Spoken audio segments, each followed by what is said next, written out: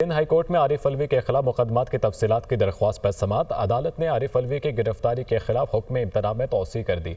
अदालत ने सूबे में दर्ज मुकदमात की तफसीलात फराहम करने के लिए मोहलत दे दी। अदालत ने आरिफ अलवी को किसी नए मुकदमे में गिरफ्तार करने से रोक रखा है। अब्दुल हसीब खान हमारे साथ मौजूद हैं।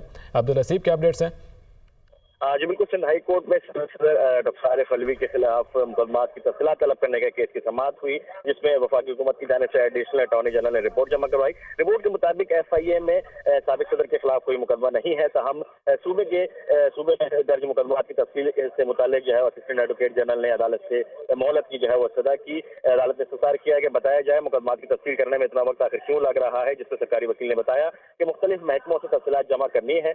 अदालत ने यह भी रिमार्क दिए कि क्या FIR छुपाई जा रही है। सरकारी वकील ने कहा कि FIR मियांवाली में दर्ज होती है, लेकिन इसके साथ हिफाजती जमानत जो है वो सिंध से हासिल की जा रही है।